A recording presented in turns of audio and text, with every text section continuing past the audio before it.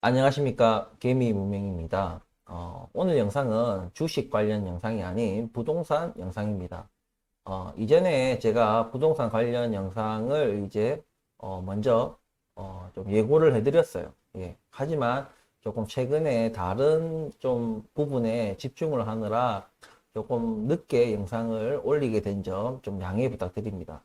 구독자분들이 뭐 부동산 관련된 이제 그 어떤 상황들이 너무 좀 헷갈리다 보니까 또 제 의견을 또 물어오시는 또 구독자분들이 뭐 전체 구독자 수가 많지 않다 보니까 많은 건 아니지만 그래도 소수의 구독자분들이 또 요청을 하면 또 응답을 해야 되는 거죠. 예, 그래서 오늘 쉬는 날이고 하니까 오늘 부동산 관련해서 이 영상을 올리게 됐습니다. 아마 지금 굉장히 혼란스러우실 거예요. 고점을 찍고 많이 이제 폭락을 하는 가운데 지금 하락폭을 이제 조금 줄이는가 싶더니 다시 또 하락폭을 키우는 그런 양상을 보이고 있어서 지금 이게 추가 하락이 더 있을 건지 없을 건지에 대해서 굉장히 좀 혼란스러운 것 같아요. 뭐 대기 매수자나 지금 집을 보유하고 계신 분들이나 이제 좀 많이 혼란스러우실 것 같은데 오늘 이 영상을 보시고 나면은 아마 지금 왜 이런 현상이 일어나는 것인지 왜 이런 현상이 일어나는 것인지 그리고 앞으로는 어떻게 될 것인지 충분히 아마 판단을 하실 수 있을 것이라 믿습니다. 그래서 자, 이번 영상 시청하시기 전에 구독과 좋아요 부탁드리겠습니다. 자, 그러면 지금 우리가 이 부동산 시장 저는 지난 부동산 관련 영상에서 말씀드렸지만 향후 최소 3년 이상 하락을 할 것이다 라고 제가 말씀을 드렸어요. 지금 우리 하락을 한 지가 공식적인 통계상으로는 지금 아직 1년이 가까이 안 됐어요. 지난해 한 6월부터 이제 하락을 시작했기 때문에 공식적인 통계로 이제 하락폭으로 이제 돌아서기 시작했죠. 그래서 그게 쭉 지금까지 하락세를 이어가고 있습니다. 뭐 하락폭이 줄어들었다는 것을 그 상승으로 생각하시면 안 돼요.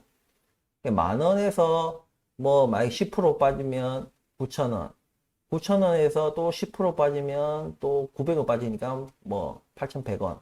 8,100원에서 이제 10%가 아닌 5%가 빠졌다. 예. 그러면 4,050원이 빠지게 되죠. 예. 그러면 7만 6,950원이 됩니다. 예. 7,650원.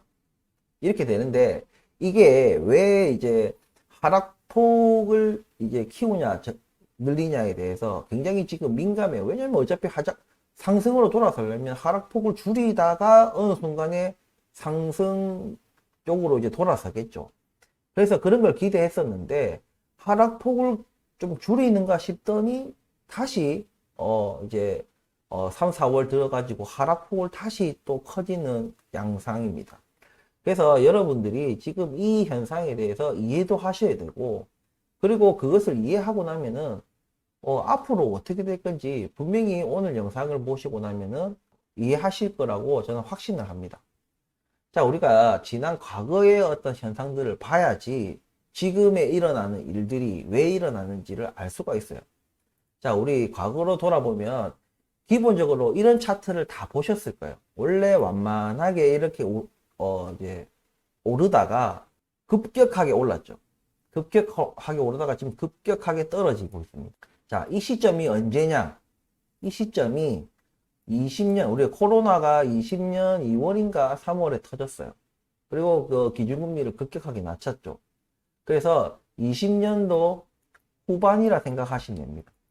중반도 아니고 아까 후반 정도 보시면 되고, 여기서 좀 집중적으로 매수가 일어났던 구간이 만약에 일단 여기 요 정도 끊고 19년 중후반 이 정도로 볼게요. 이 정도로 봅니다. 그리고 이제 19년 이전 이렇게 이전으로 이제 표시를 하겠습니다. 자, 그러면 우리가 19년도 우리가 계속해서 부동산에 관심을 가지고 우리가 생각을 해보면 19년도 좀 중후반까지 원래는 이렇게 가는 것이 아니라 이건 연도로 우리가 끊다 보니까 지금 이런 것이지 원래 좀 18년도 대비해서는 조금 19년도가 좀 떨어졌었어요. 예, 각종 서울의 뭐 그러니까 구별로 뭔가 제재를 가하고, 예, 뭐 조정지역, 뭐 투기지역, 뭐 이런 식으로 그런 지역을 지정하다 보니까 그것이 효과를 발휘하고 그게 좀 1년 넘게 조금 계속 좀 가격을 조정을 받았었습니다. 하지만 이제 뭐 좀 미중 무역 전쟁 뭐 터지고 뭐 어쩌고 저쩌고 하면서 그게 약간 2차 무역 전쟁이었나? 하여튼 무역 전쟁이 좀 가속화되면서 좀 경제가 이제 좀 안 좋아질 거라는 예상들 때문에 금리를 다시 조금 낮추기 시작했어요. 그러면서 가격도 어느 정도 조정을 받았기 때문에 그 조정 지역들도 다 해제를 시켰죠. 그 시기가 언제냐면 좀 이렇게 19년도 중후반 정도 됐습니다. 중후반 정도 요때 풀렸어요. 그러면서 거래가 막 일어납니다. 이 기간이 정말 중요합니다. 지금 이 기간을 이해를 하셔야 돼요. 19년도 중후반에서 20년도 후반에 많은 거래들이 일어났는데 이때가 저는 여기가 아니고 여기가 실제적인 전고점이다. 저는 그렇게 계속 주장을 하고 있습니다. 그 말은 뭐냐? 제 영상의 그 썸네일을 보시면 아시겠지만 매수는 허수요고 전세는 실수요다라는 제가 썸네일을 깔았습니다. 예, 거기에 조금 제 오늘 영상에서의 어떤 핵심이 거기 썸네일 그거에 좀 담겨 있어요. 그러니까 이때는 투기 수요보다는 실수요 위주로 매매든 전세든 뭐든 실수요 위주로 움직였다는 얘기예요. 그리고 거래가 집중적으로 일어납니다. 그런데 이제 20년도를 들어서면서 이제 팬데믹이 이제 일어나고 금리를 제로 금리로 낮추고 급격하게 낮추죠. 급격하게 낮추면서 유동성을 마구 풀기 시작합니다. 그러면서 이게 아파트 가격이 이렇게 오르죠. 급격하게 오릅니다. 정말 말도 안 되는 이때 이건 뭐 전 세계적인 현상이니까 뭐 말도 안 된다기보다는 그 정도로 돈을 많이 풀었다는 얘기겠죠. 근데 중요한 거는 거래량이 이렇게 올라갈수록 여러분도 아시겠지만 거래량이 그러니까 이때에 비해서 현격하게 거래량이 줄어듭니다. 그 거래량이 줄어든다는 말은 이 높은 가격에 이 특정 가격의 매수 그 거래량 그리고 더 높은 가격의 어떤 거래량 그리고 이보다 또 더 높은 거래량 가격이 높아질수록 거래량이 현격하게 떨어지는 거예요.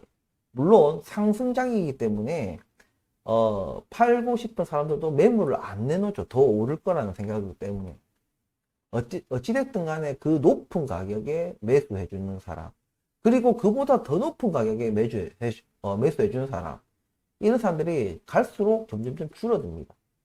그리고 이때는 실제 자기 돈으로 매수를 한다기보다는 이때에 일어난 현상이 이때는 아니에요. 19년 중후반부터 20년대 중반까지는 그러니까 실수요 위주로 움직였다. 한마디로 뭐 영끌, 뭐 B2 이런 게 거의 없었어요. 근데 이때 상승장에서 일어난 일이 바로 영끌러들 그리고 진짜 B2들 이게 좀 사회적으로 문제가 될 만큼 심각하게 그러니까 뭐 대학생들 뭐 집에서 노는 아주머니들 뭐 온갖 진짜 벌이가 제대로 없는 사람들 안정적이지 않은 사람들마저도 왜냐면 주택 가격에 당신이 계약하는 그 주택 가격에 몇십 프로까지 80% 90%까지 이걸 대출을 해줬기 때문에 그리고 굉장히 저리였기 때문에 다 그렇게 하는 거예요. 거기에 더해서 뭐가 일어나냐면 전세를 끼고 갭 투자들이 이렇게 성행을 하게 됩니다. 이게 총체적으로 말씀을 드리면 능력 없는 사람들에게도 감당 못할 빚을 내주거나 아니면 전세 대입자들이 어쩔 수 없이 울며 겨자 먹기로 엄청나게 높은 전세 금을 대출을 일으켜서라도 어떻게 해줬던 그런 시절이었다는 얘기예요. 그래서 지금 우리가 현재에 이르기까지는 이렇게 쭉 떨어졌는데 지금 떨어져서 멈춘 그 시점이 대충 20년 후반, 21년도 초반 정도 가격에 지금 형성돼 있을 거예요. 지금 뭐 최근에 다시 뭐 또 뭐 1억이 올랐니, 2억이 호가가 올랐니 뭐 이런 얘기 있는데 일단은 평균적으로는 한 20년도 뭐 후반, 21년도 한 초반 정도 가격에 지금 하락을 여기서 뭔가 이 급격한 하락세가 좀 멈추는 듯한 모습이 나옵니다.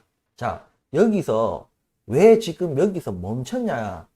왜 하락세가 멈췄냐? 아니면 하락세가 좀 줄어들었냐? 이것을 먼저 아셔야 되는 게 이 구간, 이 20년도 후반부터 급격하게 올랐던 이 구간이 뭐냐면은 제가 썸네일에 말씀드렸던 허매수, 허수요다, 허수요. 투기 수요다 이겁니다. 투기 수요. 투기 수요는 뭐냐면 진짜 이 집이 필요해서 매수한 것이 아니라 대체적으로 그냥 투자의 어떤 수단으로 생각하고 다 빚을 내거나 무리한 대출을 일으키거나 혹은 그 전세, 갭 투자 이런 것들로. 근데 전세금도 중요한 것은 전세 세입자들도 다 빚을 내서 그것을 했다는 얘기예요. 어찌됐든 간에 이 기간에 일어난 이 그 매매 거래들은 다 허수요다. 그렇기 때문에 거품이다 한마디로. 그렇기 때문에 이까지는 쭉 빠진 거예요. 그냥 논스톱으로 브레이크 걸리지 않고 그냥 쭉 떨어진 겁니다. 왜? 금리 인상이 신호탄이 된 거예요. 초반에 뭐 금리 기준금리가 뭐 1% 넘어가고 이럴 때는 버틸만 한 거예요. 근데 어느 이제 한기점을 딱 넘어가니까 못 버티는 거예요. 왜냐하면 너무나도 많은 빚을 냈기 때문에 그러니까 제로 금리라고 불릴 정도로 이게 정말 대신에 저리에 적은 금액을 빌렸으면 상관없는데 저리에 너무 많은 금액을 땡겼기 때문에 이것이 금리 인상기에 이제 역풍을 맞아서 그것들이 못 견디니까 내가 그냥 버티고 싶다고 버티는 게 아니에요. 그래서 이까지 그냥 속절없이 추락을 한 겁니다. 자, 그러면 왜 여기서는 안 떨어지느냐? 여러분들 생각해 보세요. 여기는 실수요자야. 그리고 여기서 매수하신 분들, 19년 중후반부터 20년대 중반까지 매수하신 분들은 그렇게까지 무리하게 하지 않았어요. 그리고 기본적으로 아파트 가격이 무리하다 싶을 정도로 높은 가격대가 아니었습니다. 다시 정리하면 아파트 가격은 너무 높은 가격이다라고 할 만큼의 그 밸류에이션이 너무 높지 않았고 그렇게 높지 않은 아파트 가격에서 대비해 가지고 또 사람들은 무리하지 않게 대출을 했어요. 이해를 하셨죠? 우리가 아파트 가격이 15억인 가운데 뭐 80%에 가까운 뭐 12억을 대출을 내는 거랑 아파트 가격이 15억이 아니라 한 뭐 8억인데 한 4억 정도, 한 절반 정도 빚을 내는 거랑은 완전 다른 거죠. 실수요이기 때문에 실수요자가 80%, 90%를 대출을 일으켜 가지고 살지는 않아요. 절대로. 자기가 그냥 여기서 살기 위해서 8, 90% 대출을 일으키고 자기 돈 그냥 1, 20%만 집어넣고 그렇게 해서 그 아파트에 살지 않거든요. 실수요자들 대부분은 끼껏 해봐야 보통 한 40%에서 집값 대비 40%에서 60% 정도의 대출을 일으켜요. 그리고 집값 자체가 이 시기에는 이 폭등하기 전에 가격이기 때문에 상대적으로 굉장히 좀 낮고 우리 소득 대비 우리가 아파트 가격이라는 그 PIR 기준에서도 그렇게 그래도 좀 높은 편이긴 하지만 우리나라 기준에서는 그렇게 무리다 싶을 정도의 가격은 아니었어요. 그렇기 때문에 이때 구간은 실수요자 위주 그리고 무리하지 않았다. 이런 데서 이 가격대에서 지금 받쳐주고 있는 겁니다. 지금 거의 여기서 이제 떨어지는 게 하락폭이 적은 거예요. 근데 여러분들 이걸 아셔야 됩니다. 이 상승기 때, 이 거품이 낀 이 상승기 때, 이 허수요, 투기 수요로 인해서 매매가 이루어졌다면, 이때도 전세 거래가 일어났어요. 무슨 얘기냐? 이때도 전세 사람들이 있었을 건데, 이제 급격한 어떤 가격 인상기에 당연히 전세 보증금도 급격하게 오르기 시작했습니다. 그러면 이미 제가 말씀드렸다시피 안 사요. 기본적인 상식선에서는 이 투기꾼들, 도박꾼들이 아니고서는 이런 어처구니 없는 금액에 사는 사람은 없어요. 예? 실수요자가 무리해가면서 사지 않습니다. 그리고 아파트 가격이 완전 넘사벽이기 때문에 기존에 자기 아파트가 있는 사람은 옮겨갈 수 있어요. 내 아파트 가격도 올랐기 때문에 그 차익만큼만 뭐 지불하고 뭔가 할 수 있잖아요. 근데 무주택자가 이 상승기 때는 살 수가 없어요. 그리고 그 아무리 절이라고 해도 워낙 아파트 가격이 높기 때문에 절이라 해도 그 달달이 내는 이자가 부담스러운 그런 구간이에요. 그래서 실제적으로는 실수요자들은 이 구간에서 매수한 사람들은 거의 없어요. 자기들은 실수요라고 샀다고 한 사람들마저도 그 사람들도 내용을 들여다보면 다 투기꾼들입니다. 오를 걸 생각하고 무리하게 산 거예요.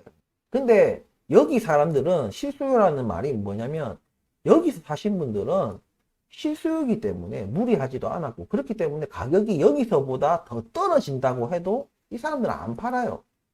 실제 자기들이 살기 위해서 한 거고 감당할 만큼의 대출만 일으켰기 때문에 문제는 여기에요.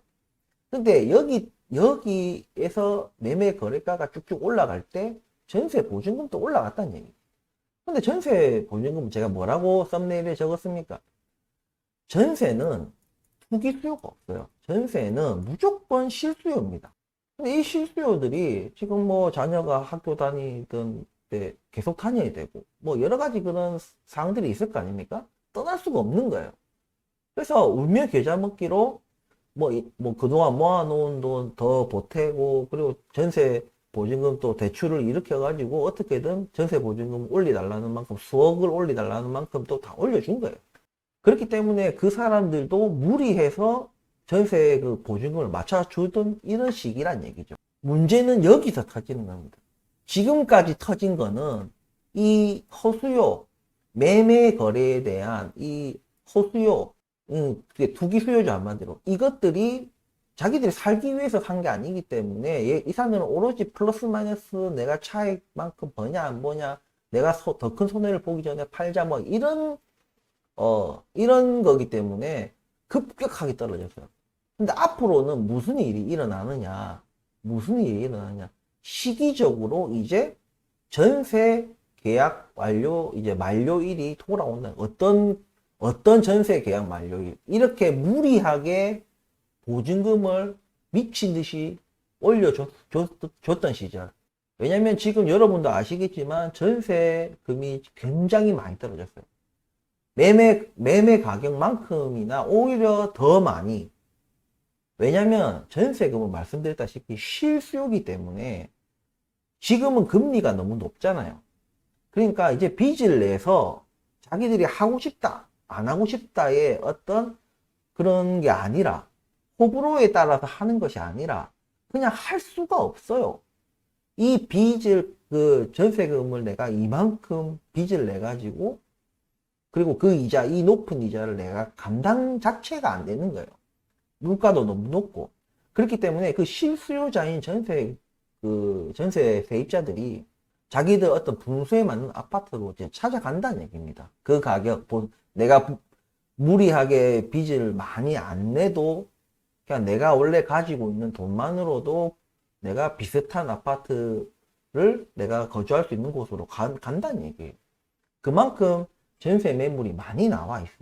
그러니까 그 지금 시점들이 지금 계속해서 돌아온다는 얘기예요. 한 20년도 후반부터 이제 우리가 본격적으로 아파트 가격이 하락하던 시기가 작년 6월이니까 한 2년 정도 이 2년간에 일어났던 전세 계약들 그 전세 계약들은 상대적으로 이 시기보다 현재 여기 실수요자들이 집중적으로 거래했던 이 시기보다도 굉장히 높은 전세 보증금에 살고 있다는 얘기입니다. 지금도 그 높은 금리 이자를 내면서 지금 살고 있다는 얘기죠. 이 사람들이 계약 만료가 되면은 무조건 빠져나가겠죠. 그러면은 이제 그나마 이 전세 보증금 때문에, 높은 이 전세 보증금 때문에 그나마 버틸 수 있었던 그 매매자들, 집주인들이 이제 전세 보증금을 못 맞춰주는 거예요. 당연히 못 맞춰주죠. 돈이 없으니까 전세를 받은 거니까, 예? 그리고 설사 자기가 돈이 있어서 세입자를 받았다 하더라도 그 돈 뭐 놀려뒀겠습니까? 딴 데 투자했겠지. 어쨌든 이거는 뭐 개개인마다 다르긴 하지만 전체적인 분위기는 이 전세 보증금이 받쳐줬기 때문에 내가 좀 금리 인상기에도 조금 덜 부담스러웠는데 이 사람들이 나간다는 거야. 그리고 지금 주변 시세나 이런 걸 전세금 차이를 보면은 어마어마한 차이거든. 그러니까 자기가 그 차익만큼 자기가 돈을 끌어와서 메꾸든지, 아니면 이 집을 팔아야 되는 거야, 이제는. 그래서 그 전세발, 그냥 단순하게 그런 것이 아니라 이때 이 2년간 사고 쳤던 이 20년도 후반부터 2년도 초중반까지 일어났던 그 높은 전세 보증금에 계약을 했던 그 실수요들이 이제 빠져나간다는 얘기예요. 빠져나가면서 일어나는 일들이 뭐냐면 대출금이 이제 대폭 줄어드는 거예요. 내가 원래 8억짜리 전세 보증금 살다가 원래는 자기 돈 뭐 한 4억에 대출 4억 해가지고 이렇게 살았는데 이제는 그냥 내 돈 4억 혹은 약간의 대출 가지고도 비슷한 아파트로 이제 전세를 갈 수 있다는 얘기입니다. 그러면 집주인 입장에서 4억을 내줄 수가 없는 거예요, 자기가. 근데 자기도 대출을 하기에는 부담스러워, 이제 4억이라는 돈이. 그러면 또 집을 팔려고 내놔. 근데 집이 안 팔리잖아요, 요즘에. 예? 웬만한 그런 약간 금매 아니고서는 안 팔린다고. 그러니까 자기는 선택을 해야 되는 거예요. 내가 어디서 생돈을 끌어다가 혹은 대출을 받아서 내가 감당하고 세입자를 받든지 더 낮은 전세 보증금을 받고 받든지, 아니면 이 집을 처분을 해야 되는 거예요. 그 시기가 이제 대거 그냥 어떤 한 집, 두 집이 이런 게 아니라 대거 일어난다는 얘기입니다. 그래서 2차 하락이 이제 다시 일어날 것이다. 첫 번째, 다시 정리를 하면 최근에 일어났던 그 고점, 대부분이 말하는 게 여기를 고점이라고 보잖아요. 정고점. 저는 이거 정고점이라 안 보거든요. 이 정고점에서 지금 20년도 말, 21년도 말까지 떨어진 이 하락은 20년도 후반에서 일어났던 이 급격한 아파트 상승의 어떤 허수요들, 투기 수요들로 인해서 거품이 꼈던 것이, 거품이 그냥 꺼지는 거. 그러니까 매매 거래에 대한, 투기 수요에 의한 그 매매, 그것들로 인한, 실제적으로 지금 상황에서 자기 집을 가지고 있으면서 손해를 보신 분들은 거의 없어요. 왜냐하면 금방 말씀드렸듯이 이렇게 할 때 이 급격한 상승기에 매수하신 분들은 정말 전체로 봤을 때는 정말 소수예요. 그리고 실수요가 아니다. 예? 투기 수요고, 이게 다 거품이다 이거죠. 그래서 이것이 그냥 거품이 그대로 꺼진 거다, 거품이.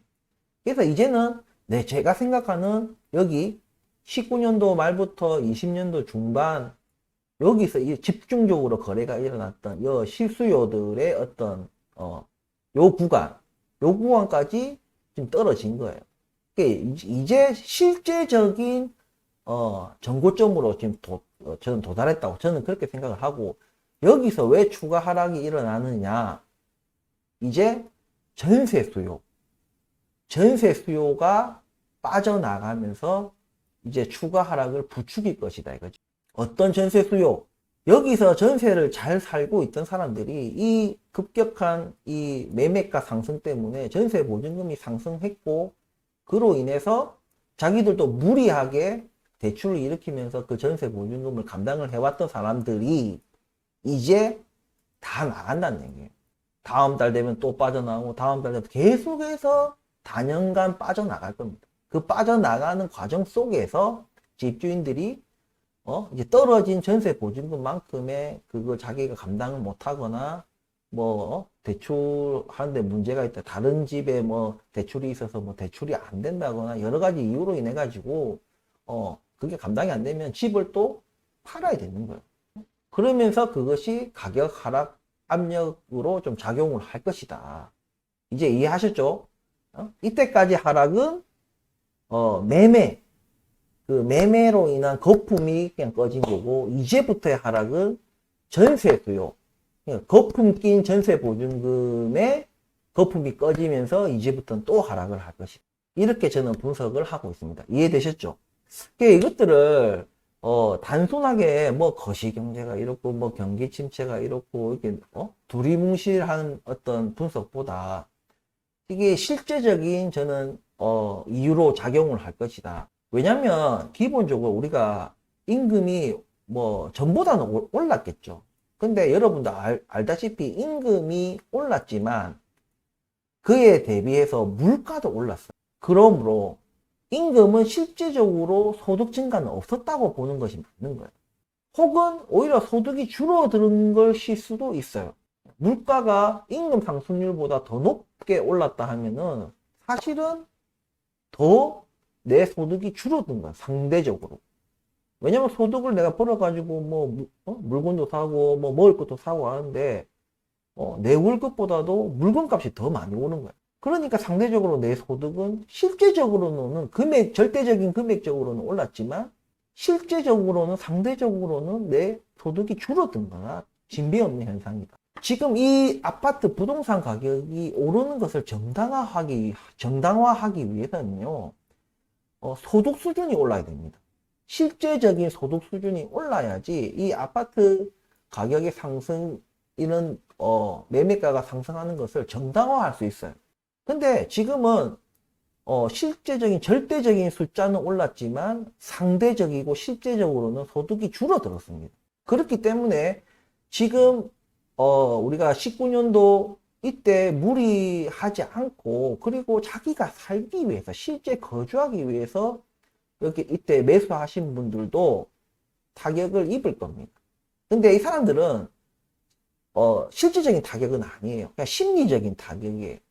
자기들이 샀던 가격보다 더 떨어진다는 그냥 그런 심리적인 어떤 타격이지, 이 사람들은 이미 어차피 무리하지 않고 자기들이 감당할 만큼의 빚만 냈고, 아파트 가격 자기들이 매매한 가격조차도 그렇게 PIR 그 기점에서 봤을 때 그렇게 무리하지 않는 수준의 아파트 가격이었고, 그런 무리하지 않는 아파트 가격 기준에서 한 40, 50% 정도 대출을 일으켰기 때문에 웬만하면 소득만 안정적으로 나오는 가정이라면 절대 뭔가 어떤 이자나 이런 것이 감당이 안 된다고 아파트를 팔고 하지는 않을 거다, 이 얘기죠. 다만 아까 말씀드렸다시피 이런 전세 보증금에 대한 이 부분이 이제 아마 계속해서 밀려 나오면서, 그게 아파트가 경매로 나오든 아니면 급매로 나오든 여러 가지, 어차피 그 높았던 그 전세 보증금을 감당해 줄 수요가 싹 사라졌습니다. 제로입니다. 오히려 그 전세 보증금은커녕 그 전세 보증금보다 몇 억이 낮은 전세 보증금에도 지금 전세 세입자를 찾기가 힘들 정도예요. 그렇기 때문에 전세 보증금은 더 떨어질 것이며, 매매가는 어쩔 수 없어요. 자기들이 살기 위해서는 팔아야 되고, 팔려고 자기 땅에는 싸게 내놨는데도 안 팔려. 그럼 더 낮춰야 되는 거예요.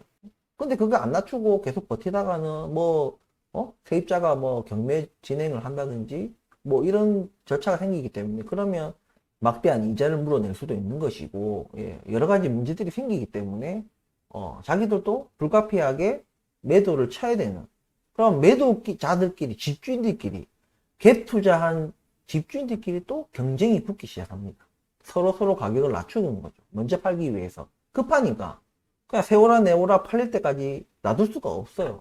대출이 없거나 자기가 전세 보증금을 감당할 수 있는 집주인들이야 그냥 나는 세워라 내워라 내놓을 수 있겠지만, 이렇게 시한부 인생 보증금을 돌려줘야 되는 이 돈이 있는 사람들은 돌려줘야 될 보증금이 존재하는 사람들은 어떻게든 그 시한부 인생이니까 그때까지 뭔가를 다 매듭을 지어야 됩니다. 어쨌든 오늘 영상에서 여러분들이 이 포인트를 절대 잊으시면 안 되는 거예요. 그래서 매수 적기가 언제냐 뭐 이런 것도 생각하시는 분들 계세요. 매수 적기의 어떤 그걸 가늠하기보다는 우리가 언제적 좀 금액이면 매수해도 괜찮을까라는 그런 질문이 더 빠를 것 같아요. 제가 생각할 때는 16년도에서 한 18년도 정도 여러분들 이렇게 말씀드리면은 굉장히 낮다고 생각을 합니다. 아니에요. 이 19년도 후반부터 20년도 중반에 일어났던 이 금액이랑 큰 차이 없어요. 크게 왜냐면 제가 이 영상 시작 때 말씀을 드렸지만 그 전까지는 이 팬데믹이 일어나기 전까지 20년도 중반까지는 그래도 우리가 상식적인 어떤 그 상식선 안에서 아파트 가격이 이렇게 아주 스무스하게 상승하던 시기이기 때문에 여기 16년도 18년도라면 엄청 싸다고 생각하실 수 있어요. 근데 물론 이런 건 있습니다. 우리가 좀 인기 없는 아파트 이런 거 있잖아요. 왜냐면 이 시기에는 인기 없는 아파트도 막 미친 듯이 올랐어요. 근데 이 시기에는 인기 없는 아파트들은 안 올랐어요. 아예 오르진 않았습니다. 그냥 우리가 각 지역에 대표하는 아파트만 좀 치고 나가는 그런 거였지. 이 시기에는 그 대표하지 않은 아파트, 약간 좀 뭐 나홀로 아파트라든지 조금 뭐 좀 비선호하는 거주 지역에 있는 아파트라든지 뭐 이런 데는 거의 안 올랐어요. 그렇기 때문에 그런 비인기 아파트의 이 시절 가격과 그리고 이 19년도 이때 집중 거래가 실수요가 집중적으로 일어났던 이 시기의 가격을 비교하면 가격 차이가 많이 납니다. 하지만 좀 대표 아파트, 인기 있고 조금 거주를 좀 선호하는 지역에 있는 아파트들, 그런 아파트들은 이 시기나 별 차이 없어요. 그리고 제가 말씀을 한번 더 앞에 드렸지만 가격이 떨어지던 시절이 있어요. 19년도 한 19년도 한 중반까지 가격이 떨어졌었습니다. 이 시기가 한 1년에서 한 2년 정도 됐던 것 같아요. 그러면은 최대 2년 빼면은 17년도잖아요. 17년도 중반이니까 그러니까 실질적으로 16년도 18년도 가격이면 지금 19년도 후반부터 20년도 중반까지 일어났던 가격대랑 큰 차이는 없지만 그래도 19년도 이때 집중적으로 일어났던 19년도 후반부터 20년대 중반 가격보다는 조금 다소 낮을 수는 있지만 우리가 막 몇 억씩 차이 나고 막 이러던 시절 생각해 보면 그 갭이라는 것이 별로 안 커요. 그래서 제가 추천하는 가격대는 그러니까 굳이 막 16년도 가격까지 뭐 기다리지 마시고 정말 실수요자라면 한 18년도 가격이면 저는 충분하다 생각합니다. 예, 이 정도면은 더 떨어지더라도 가격대 자체가 말씀드렸지만 19년도 후반부터 20년도 중반까지의 가격이 그렇게 불합리한 가격은 아니었기 때문에 그보다 조금 더 싼 가격이기 때문에 18년도 가격이면 충분히 여기서 추가 하락이 일어난다고 하더라도 그렇게 막 얼토당토안한 막 몇 억씩 떨어지고 이러지는 않을 거란 얘기예요. 그렇게 충분히 실소유자면은 18년도 가격 정도면은 굳이 이렇게 16년도 17년도 가격이 다 비슷하니까 굳이 16년도 17년도 가격까지 기다리지 말고 18년도 가격 정도면은 충분히 실소유자면은 괜찮다. 그냥 뭐, 야, 실거주는 무조건 괜찮다. 무조건 한 채 있어야 돼. 요런 개념이 아니고, 그냥 실제적으로도, PIR적으로도, 그냥, 빚을 내면서, 이 18년도 가격을 산다 하더라도, 그렇게 무리하지 않는, 고금리에도 불구하고, 그렇게 무리하지 않게 해도 살 수 있는 그런 가격대이기 때문에, 요 가격대를 조금 집중해서 보시면 되고, 전세의 이 어떤 하락폭 이런 것을 좀 더 예의주시 하시면서 보시면 될 것 같아요. 오늘 영상이 뭐 좀 두서없이 긴 영상이었을 수도 있는데, 마지막으로, 정리를 하면은, 전고점, 우리가 완전 최고 찍었던 그 21년도 말, 22년도 초에 어떤 그 정점의 가격에서 지금 떨어진 20년도 후반, 21년도 후반까지 지금 가격이 떨어졌는데, 이 가격은 그냥 투기 수요에 의한 매매가 상승했던 그런 거품들이 그냥 꺼진 거다. 투기 수요에 의한 매매에 대한 그런 거품이 꺼진 거. 그리고 지금부터 하락하는 것은 뭐다? 그 상승장 때 무리하게 전세 보증금을 끌어올렸던 그 부분들이 이제 다시 회귀하면서 대출이 다시 다 상환되겠죠. 예, 상환되면서 그 자금들이 빠져나가고 그 자금들이 빠져나가는 자금들을 집주인들이 감당을 못하기 때문에 그것이 전세 보증금발 그 집주인들의 하락세도가 좀 이어질 것이다.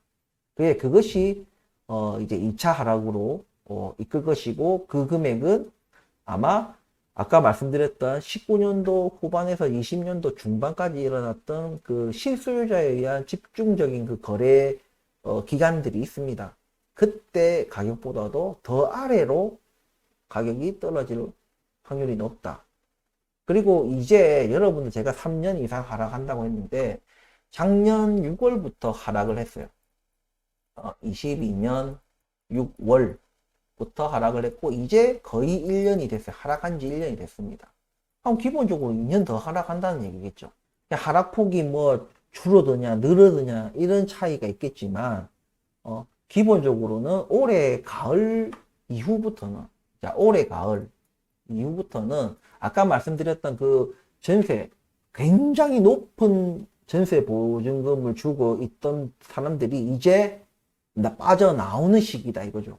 그렇기 때문에 그 전세 보증금 발 이제 매매가 하락이 이어질 것이다. 이렇게 말씀을 드립니다. 그리고 매수 가격은 인기 있고 좀 선호하는 그런 지역 위주로 말씀을 드렸을 때 18년도 가격대면은 충분히 무리하지 않은 대출을 일으키고 고금리에도 불구하고 충분히 감당할 수 있는 금액이라고 저는 생각을 하기 때문에 18년도 가격 정도면은 충분히 메리트가 있다 이렇게 말씀을 드리면서 오늘 영상 마치도록 하겠습니다. 혹시 또 오늘 영상 관련해 가지고 질문사항이 있으시면 또 댓글에 달아주시면 제가 다시 또 정리해서 영상을 올리도록 하겠습니다.